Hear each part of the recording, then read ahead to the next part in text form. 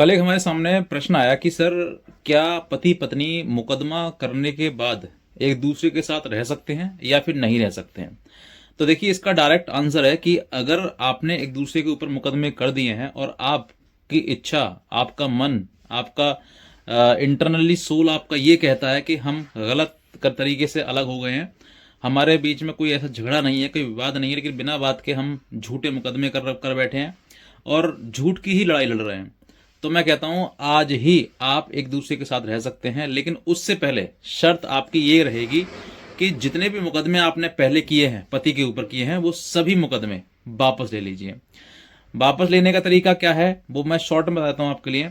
कि वापस लेने के लिए आप पहले दोनों एक रजामंदी का समझौता बनवाएंगे, यानी कि कॉम्प्रोमाइज डीड बनवाएंगे, और उसी के आधार पर सभी के सभी मुकदमे, जितने भी मुकदमे हैं, वो सभी के सभी मुकदमे खत्म करे जाएंगे। चाहे आपने दहेज का लगाया हो, मेंटेनेंस का लगाया हो, डीवी का लगाया हो, कुछ भी लगाया हुआ आपने, वो सभी मुकदमे आप खत्म करेंगे। कुछ महिलाओं का उद्देश्य ये रहता है कि मुकदमे भी खत्म हम करेंगे नहीं, लेकिन हम साथ रहना चाहते हैं। तो देखो, ऐसा संभव नहीं है।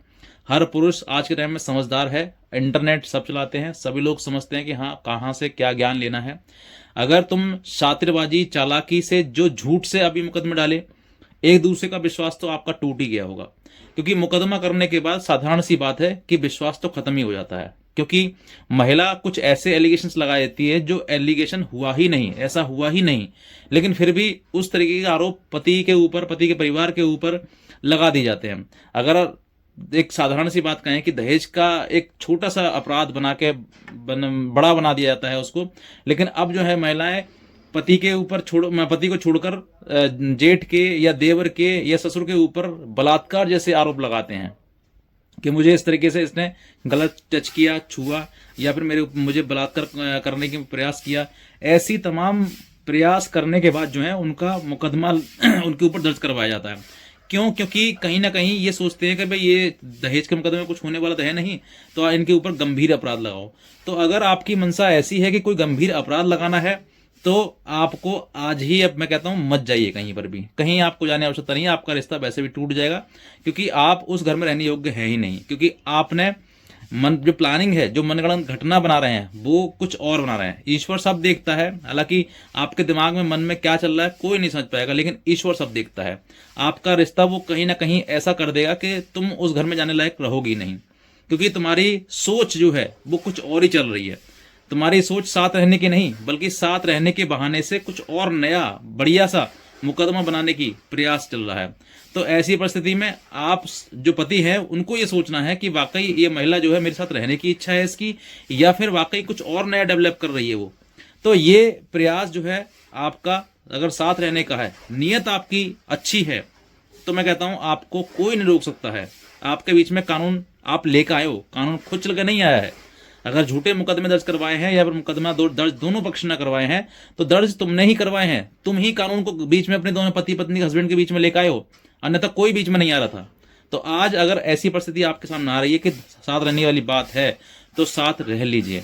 जिस महिला ने, जिस पत्नी ने अपने पति को सर्वोत्तम, सर्वोच्च और सर्वोपरि समझा है, उसके लिए समाज, रिश्तेदार, अपने सब बेकार हैं। उसके लिए कोई महत्व नहीं रखता है, और कोई उसको फर्क भी नहीं डाल सकता, क्योंकि उसको पता है कि मेरा पति मेरे लिए सर्वोत्तम है, सर्वोच्च है, और उससे आगे मुझे इस दुनिया में, धरती पर कोई है ही नहीं। तो मैं कहता हूं आपके मरते दम तक वो व्यक्ति तुम्हारा साथ देगा, और उस व्यक्ति के बाद तुम्हें इस दुनिया में किसी से भी प्रेम करने की, किसी से भी रिश्ता निभाने की आवश्यकता ही नहीं पड़ेगी। लेकिन जिस व्यक्ति ने, जिस महिला ने उल्टा किया, यानी कि पति को नोक पर रखा और समाज को, अपनों को, रिश्तों को बहुत ज्यादा महत्व दी, सर्वोपरि सर्वोत्तम समझा, वो महिला जो है कुछ ही दिनों के लिए, कुछ समय के लिए उन लोगों को अच्छी लगती है, लेकिन उसके बाद वो भी उसी व्यक्ति का मजाक उड़ाना शुरू कर देते हैं कि ये ऐसी है, वैसी है, तमाम तरीके की बातें शुरू कर देते हैं। तो कुछ समय जो शुरुआत है, सिर्फ उस समय तो आपको लगेगा हाँ बहुत अच्छा हो रहा है, बहुत लोग मेरे से मीठे मीठे बोल रहे हैं, लेकिन कुछ समय बाद वो मीठा कड़वापन में बदल जाएगा। क्योंकि हर व्यक्ति समझता है कि जो स्त्री अपने पति की नहीं हो, वो किसी की नहीं हो पाएगी। धरती पर कितना भी रिश्ते जोड़ ले, वो कितने भी प्रेम कर ले, लेकिन वो किसी से अपनापन नहीं कर पाएगी। सिर्फ एक ही व्यक्ति है उसके जीवन में, पति, वही सर्वोत्तम होना चाहिए।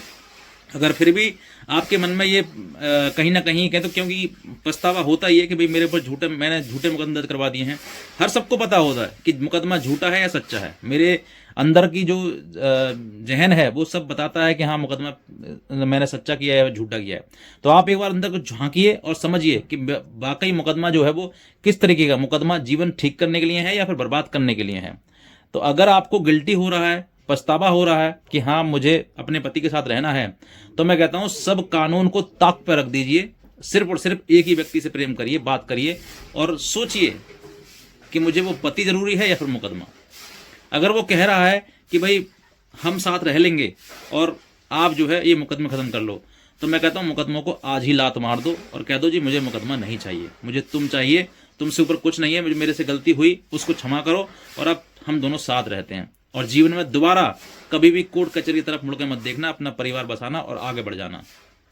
ये मेरी आपके लिए सलाह है कि आप अपने परिवार को ज़्यादा महत्व दें, वरना आप अपने घमंड, अपने ईगो, अपने जो आपके अंदर पनप रहा है ना, उन सब चीज़ों को लेकर आप अपना परिवार, अपने बच्चे तक की ज़िंदगी खराब कर बैठोगी। तुम्हारी वजह से दो दो परिवार खराब होते हैं, एक पति का परिवार, एक तुम्हारा खुद का परिवार। जिन लोगों के पास तुम जाती हो ना भाग के, मायका मायका मायका, वो मायका मायके वाले भी तुमसे परेशान होने लगेंगे कुछ दिन बाद। तुम्हें भी वो इस इतनी महत्वता, इंपॉर्टेंस नहीं देंगे जितनी एक पति दे सकता है, क्योंकि तुम्हारा असली स्थान जो है वो ससुराल ही है। मायका तो अब आपके लिए टेम्पररी है और कुछ समय के लिए है, और उतना ही आप महत्व दें मायके को जितना आपके लिए है। अगर ज़्यादा अत्यधिक महत्व अगर आप देंगे पति को या ससुराल को महत्व नहीं देंगे, तो मैं कहता हूं कि आपको वो सुख नहीं मिल पाएगा जो आपका पति दे पाएगा।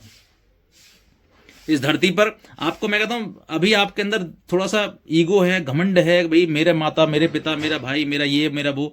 मैं कहता हूं कुछ समय के लिए है ये, कुछ दिन बाद, कुछ समय बाद तुम्हारी अकल ठिकाने आ जाएगी, तुम्हें लगेगा हाँ अब मेरे से गलती हुई है, मुझे वहां जाना चाहिए। और फिर तब तक बहुत देर हो चुकी होगी, मुकदमे बहुत आगे बढ़ चुके होंगे, मुकदमे में हो सकता है कहीं वो डिसाइड हो गया हो, कहीं किसी को पनिशमेंट मिल गया हो। बहुत तकलीफ होती है जिसको ये तुम मुकदमे जो कराते हो उनकी बहुत तकलीफ होती है, बहुत परेशानी होती है। हर व्यक्ति ये ठान लेता है जिसने मुझे इतना बुरा मेरे साथ में कर दिया तो वो जीवन मेरे साथ रहकर कितना बुरा कर सकता है। सब अंदाजा लगा लेते हैं, सबके पास दिमाग है, विवेक है। तो आप अपने परिवार को महत्व दीजिए। मेरा यही कहना है कि अगर आप साथ रहना चाहते हैं, मुकदमे चल रहे हैं, मुकदमों को लात मारो, खत्म करो, छोड़ो। मुकदमा खत्म करके अपने पति को स्वीकार कीजिए। सभी को मैं कहता हूं, आपके अगर समाज में माता पिता भी अगर आपको रोक रहे हैं ना कि बेटा तुम उस घर में नहीं जाओगी, क्योंकि कुछ माता पिता ये भी होते हैं कि कसम देते हैं, तुम्हें मेरी कसम है, तुम मेरा मरा मुंह देखियो। ऐसे भी माता पिता होते हैं। मैं जेन्युइनली फैक्ट बता रहा हूं आपके लिए, जो रोकते हैं अपने माता पिता अपनी बेटी के लिए कि तुम वहां नहीं जाओगे चाहे कुछ भी हो जाए। तो ऐसा आपको नहीं सोचना है, आपको ये कहना है कि मुझे वहीं जाना है। और हाँ, अगर तुम्हें यही व्यापार करना है कि एक के बाद दूसरा पति, दूसरी बात तीसरा पति, तो करो साहब, फ्रीडम है आपके लिए, आज़ादी देता है, कानून भी देता है आपके लिए, समाज भी आज़ादी देता है कि भाई ठीक है एक नहीं दूसरा कर लो। तो अगर आपके अंदर ये इच्छा है कि भाई एक के बाद दूसरा, दूसरी बात तीसरा स्वीकार करना है तो कर लीजिए, आपके ऊपर डिपेंड करता है सब कुछ। और अगर नहीं, आपको ये कहना है कि मेरे माता पिता ने अब जहां शादी कर दी, अब जैसा भी है, जो मेरा नसीब है, मेरे नसीब में था वो मुझे मिल गया, अब मुझे वहीं जाना है। अगर माता पिता भी आपको कसम दे रहे हैं, माता पिता भी आपको रोक रहे हैं ना, उनको भी ठुकरा दो, कोई काम नहीं आएगा तुम्हारे। एक पति जीवन में ऐसा है जो तुम्हारे काम आ गया, तुम्हें किसी की भी गुलामी, किसी का भी सपोर्ट, साथ की आवश्यकता पड़ेगी ही नहीं। अगर मेरी बात पर विश्वास ना हो तो आप अपनी मम्मी से, अपने पापा से एक बार पूछ लो कि तुम्हारे बाद किसी को जरूरत पड़ी थी, किसी की भविष्य में, पुराने मतलब पास्ट में, तो वो खुद बता देंगे कि हमें किसी की आवश्यकता नहीं पड़ी, हम दोनों अच्छे से रहते हैं, जो तेरे पापा कहते हैं वो हम मान लेते हैं, तो जो मैं कहती हूँ वो तेरे पापा मान लेते हैं। तो जब तुम्हारे माता पिता ऐसी बातें करते हैं तो तुम्हें भी तो सीखना चाहिए ना। अगर तुम्हारे माता पिता से तुम पूछोगे ना, एक बार एक सवाल पूछना आप अपनी मम्मी से, पापा से, अगर आपने मुकदमा कर दिया हुआ पति पे, तो एक सवाल आप अपने पति से, पापा से पूछना या मम्मी से पूछना आप कि मम्मी ये बताओ, जितने मुकदमे मैंने अपने पति के ऊपर कर रखे हैं, अगर उतने मुकदमे तुम पापा के ऊपर कर देती तो क्या पापा तुमको रखते?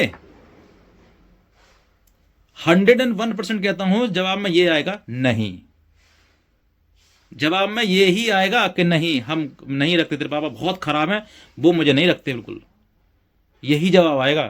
तो आप सोच कर देखिए ना, इसी जवाब से अंदाजा लगा लीजिए कि जब तुम्हारे पापा तुम्हारी मम्मी को नहीं रख सकते हैं तो तुम्हें वो पति कैसे रख सकता है जिसके ऊपर तुमने आरोप लगा रखे हैं। अब रही बात कानून की, तो कानून में जो होगा वो व्यक्ति वो झेलेगा, चाहे सुख हो दुख हो जैसा भी हो। तो ये बात आप गांठ मान लीजिए कि जिस पति पर आपने मुकदमे किए ना, फिर आपने स्वयं ही अपने पैरों में कुल्हाड़ी मार ली। एक वो कहावत होती है ना कि वो धोबी का कुत्ता घाट का, ना घर का ना घाट का, वो कहावत आपने सत्य कर दी। कुछ दिन की ये आपके ऊपर जो कहते ना 4 दिन की चांदनी है फिर अंधारी रात है, तो यही होने वाला है। अभी आपके माता पिता भाई बहन सब प्रेम कर रहे हैं, बहुत अच्छी मेरी बेटी कोई गलती नहीं है। कुछ दिन बाद ये बेटी को त्यागना शुरू कर देंगे, बेटी से झगड़ा होना शुरू हो जाएगा और बेटी की दुर्गति होनी शुरू हो जाएगी। ये मैं नहीं कहता हूं, नियम कह रहा है। जो लोग पड़े हैं मुकदमा करके अपने मायके में घर में पड़े हुए हैं, उनसे एक बार पूछो तो 10-10 साल 15-15 साल बीत गए हैं, मुकदमा ही मुकदमा चल रहा है, तारीख पे तारीख चल रही है, आज नेक्स्ट डेट। और कोर्ट में प्रोसीडिंग आपको पता है किस तरीके से, आज हड़ताल है, कल छुट्टी है, परसों कंडोलेंस है, परसों ये हो गया वो हो गया, तमाम छुट्टियां होती हैं। मैं एक एडवोकेट हूं, वकील हूं, मैं बता रहा हूं आपके लिए जेन्युइनली, क्योंकि मैं नहीं चाहता किसी का परिवार टूटे, किसी के घर बर्बाद हो। अगर आप थोड़ी सी सहन कर लेंगे ना, तो मैं कहता हूं आपका पूरा परिवार अच्छा हो जाएगा। और पति को ही सर्वोत्तम सर्वोच्च सर्वोपरि समझो, वही है जो तुम्हारी जीवन का उद्धार कर सकता है। पति को परमेश्वर यूं ही ना कहा गया है बातों बातों में, उनने कहीं कुछ ना कुछ देखा होगा कि हाँ वाकई पति परमेश्वर क्यों होता है, क्योंकि वही आपके जीवन का उद्धार करेगा। वरना जीते जी नरक भोगोगे, मरने के बाद भी तुम नरक में जाओगे। मैं शब्द कड़वे बोलता हूं, लेकिन आप समझिए कि आप गलत डायरेक्शन पे, इसलिए मैं बोल रहा हूं आपको कि आप उस रास्ते से हटकर सही रास्ते पर आए, ताकि अपना घर परिवार अपने सुख चैन से आप रह सकें। अन्यथा पूरे जीवन की लड़ाई है, जीवन भर की लड़ाई है आपकी है। जीवन भर कोर्ट कचहरी करते रहोगे और तुम्हें कुछ नहीं मिलेगा। अन्यथा लास्ट में अंततः आपको यही मिलेगा कि जिसको मैंने शादी करी, जिसको मैंने प्रेम किया, जिस रिश्ते में अच्छे से बंधी, अंत में मुझे उसी व्यक्ति से छुड़ाव मिल गया, यानी कि तलाक हो गया। और अगर तलाक भी नहीं हुआ ना, तो पूरे जीवन भर तुम तलाकशुदा वाला ही जीवन जियोगे।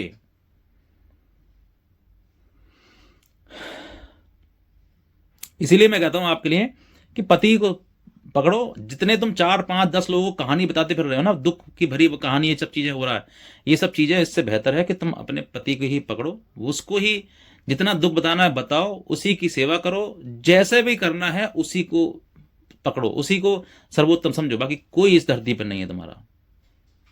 और अगर होगा भी ना, तो उसका भी कुछ ना कुछ आपसे स्वार्थ होगा। एक पति ही है जो आपको निस्वार्थ प्रेम करेगा, निस्वार्थ आपके लिए अपनी धन संपत्ति सब कुछ तुम्हारे लिए देगा, और तुम भी उसमें खुशी खुशी अपना जीवन व्यतीत करोगी। वहीं आपको एक जो मन का आपका वो है ना सुख है, वो वही मिलेगा, और कहीं नहीं इस धरती पर। जितना भी लड़ना लड़ लीजिए। इसलिए मैं कहता हूं, अगर मुकदमेबाजी हो गई है तो अगर आपको साथ में रहना है रह लीजिए, लेकिन निस्वार्थ भाव से। ऐसा नहीं कि मन में चल रहा है कि भाई ठीक है अब पति मान जाएगा, हम घर पे जाएंगे दूसरा कांड करेंगे कुछ, तो नया झूठा मुकदमा दर्ज करवा के फिर बढ़िया से मुकदमा लिखवाएंगे। तो ऐसा अगर आपकी नीयत है तो भगवान आपको खुद ही अलग कर देगा, और ऐसा अलग कर देगा कि दोबारा वो व्यक्ति तुम्हारी तरफ को मुंह करके भी नहीं देखेगा। एक पुरुष होता है ना, पुरुष अगर उसके हृदय को कोई बात लग जाए ना, तो फिर वो त्याग देता है हमेशा हमेशा के लिए, फिर वो वापस मुड़कर नहीं देखता है। चाहे परिस्थिति कितनी भी बिघन से बिगड़ आ जाए, कितनी भी विकट खराब हो जाए परिस्थिति, लेकिन वो व्यक्ति वापस नहीं लौटता है फिर। इसलिए मैं कहता हूँ, समय रहते हुए अगर रिश्ता आपका नया नया है और डिस्प्यूट हो गया है, तो उसको संभालने की कोशिश करिए, उसको बिगाड़ने का प्रयास मत करिए।